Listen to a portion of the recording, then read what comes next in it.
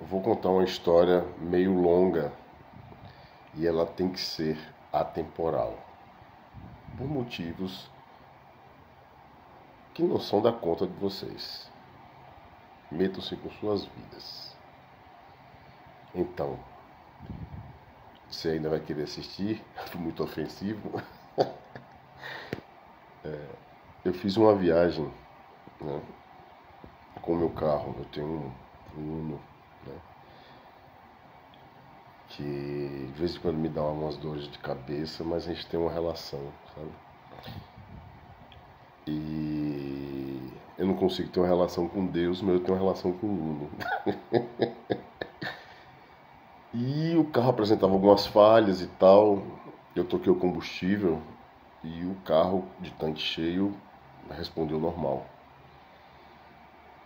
E eu perguntei, e aí, Libório? Vamos ou não vamos? Eu olhei para voltar para casa, deixar o carro e seguir de ônibus, quase como uma ofensa. E eu decidi, velho, foda-se, eu vou de carro, vou tomando conta das coisas e tal. E a viagem seguiu, né? Passando por várias cidades. Eu, como sou geólogo, você vê as transições dos tipos de rocha, dos tipos de montanha, as feições, tal, as pessoas, os lugares onde você para, né, com quem você conversa. Você vê a mudança do sotaque. Eu que moro divisa com Pernambuco, você vê a mudança de sotaque. E como eu estava indo para o oeste da Bahia, ela vai meio que fazendo uma transição para o sotaque mineiro. Então, o que é poste em Petrolina vira poste na região da Chapada. A partir de Morro do Chapéu, Jacobina, você já tem o S de conquista, poste, diferente do sertanejo, que é o poste.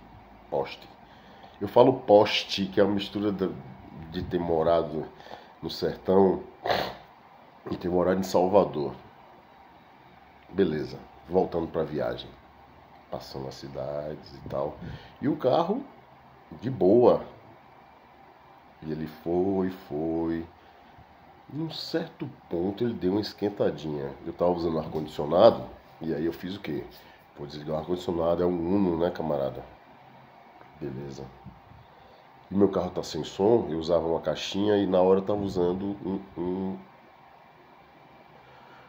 fone, né?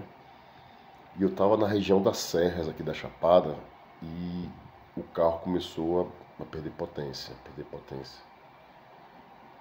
Daqui a pouco perdeu quase que completamente a potência, eu joguei o carro para o acostamento e desliguei o carro. Quando eu desliguei o carro, fui bater a chave, o carro já fumaçou, né? Então já deu problema, não vou entrar nos detalhes de qual foi o problema, mas assim, ferveu, né? Tal. E aí, a coisa louca é que um tempo atrás, eu com a minha companheira, a gente estava fazendo mais ou menos o mesmo caminho. E passando por Cafarnaum, eu sofri um acidente, né? Atropelei um cavalo e tal e tal. E quando eu fiz a viagem, eu fiquei lembrando muito, porque eu, inclusive, passei pela cidade, né? E eu lembro exatamente do momento em que eu vi que o carro quebrou, que você olha para um lado e para o outro, você não conhece nada, nem ninguém. E é nessa hora que entra você consigo próprio individualmente. Parei, pensei, calma, isso já aconteceu. Isso daqui a pouco vira história, então vamos organizar as coisas. E aí peguei a minha guitarra, né? Peguei o computador, botei na mochila nas costas, deixei a caixa, deixei comida, deixei roupa, mas assim, a minha guitarra, meu sonho de vida, né? Peguei e o computador por outras questões. E nisso, meio atordoado, né? Meio buscando o centro, eu pedi ajuda para um motociclista, né? E ele parou e tal. Eu falei, cara, porra, me dá uma força aí, meu carro quebrou aqui e tal. Ele falou, porra, velho, ó, eu acho que ali, ó, ali embaixo, tinha uma luzinha assim, era final de tarde, umas 6 horas mais ou menos. Aí ele falou, rapaz, ali tem uma oficina. Vá lá, fale com o cara e tal. Falei, porra, velho, é perto, tava meio atordoado. Falou, cara, ó, infelizmente, tenho que seguir minha vida. Falei, não, velho, de boa, velho, de boa. Peguei a guitarra, peguei a mochila, botei nas costas e fui em direção à luzinha, né? Empurrei o carro, porque assim, era na BR, muitos caminhões. Falei, velho, ou vão bater no carro e tal. Sinalizei e tal, e fui em busca da luz, né? Buscando a luz. E aí tal. Aí eu cheguei lá e super atordoado, né? Fazendo carinhos em mim mesmo, de assim, calma, vai dar tudo certo. Cheguei lá e vi algumas pessoas, né? E a pessoa mais próxima, ela estava caminhando, né? E aí é que fica boa a história. Se você aguentou até aqui, não saia daqui agora não. Falei com a pessoa, e aí, tudo bom? Pá, cara, pô, meu carro quebrou, eu ouvi dizer que tem uma oficina aqui. Aí ele falou pra mim, sim, mas qual é o problema? Cara, eu não sei, velho. O carro ferveu e tal, subiu a temperatura, né? Então, ferveu, subiu a temperatura, é lógico, né? Mas aí tal, tô assim, tô precisando de ajuda e tal. Aí ele virou pra mim e disse, vamos lá, porque se for coisa simples, eu resolvo. E eu senti firmeza no cara, falei, vamos lá. Vamos lá, beleza. Chegamos lá, olhamos as coisas todas lá, ele abriu o capu e tal. Liga aí, jogando água, né? Aí ele falou, cara, vamos levar para um lugar plano que a gente dê uma olhada, a gente enxerga onde é o vazamento e tal. A gente acabou forçando até mais o carro, forçamos o carro, dando uma volta, ele dirigindo, né? E eu com receio porque eu não conhecia ele, né? Aquela coisa de desconfiança de quem já morou em cidade grande e tal. E só que ao mesmo tempo, pô, o cara tá me ajudando, cara. Né? Porra, vamos lá e tal. Levamos o carro, encostamos lá e tal. Aí ele deu uma olhada, ele bota a chave aí e tal, fala não sei o que. Aí viu que não ia pra lugar nenhum. Aí tinha algumas pessoas de um bar lá. Aí, não, cara, tem um cara que ele trabalha nessa oficina aí, que era a oficina que o motociclista tinha se referido.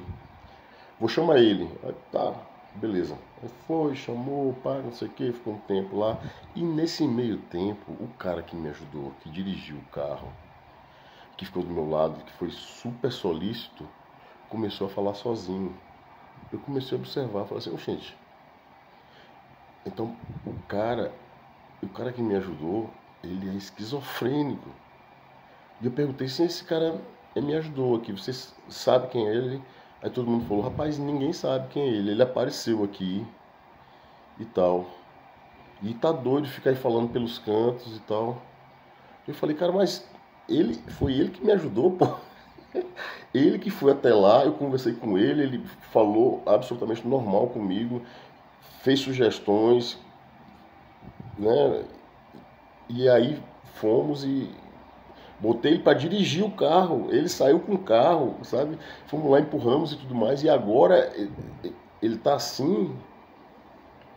E essa que é a grande loucura, desde a decisão de não sair no carro até encontrar uma pessoa que em tese precisa muito de ajuda E essa pessoa, num certo momento, num dado momento, acho que esqueceu as suas mazelas, né? E me ajudou. E aí eu acabei achando um- esse cara, né? Chegou o mecânico que apresentou ao outro, já conheci todo mundo, já sentei, tomei cerveja. Eu sou muito chato com cerveja, mas tomei cerveja ruim, deliciosamente, com quitute, que é uma coisa que eu não como, sabe? Mas assim, né, presenciando aquele momento, digamos assim, com um olhar antropológico. Aí hoje eu tô no dia seguinte desse acontecido.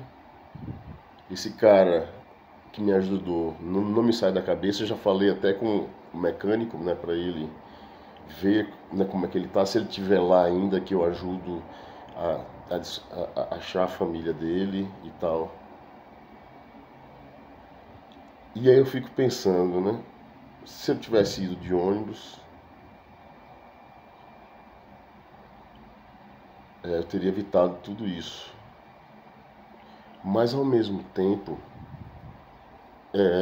eu me sinto mais vivo hoje.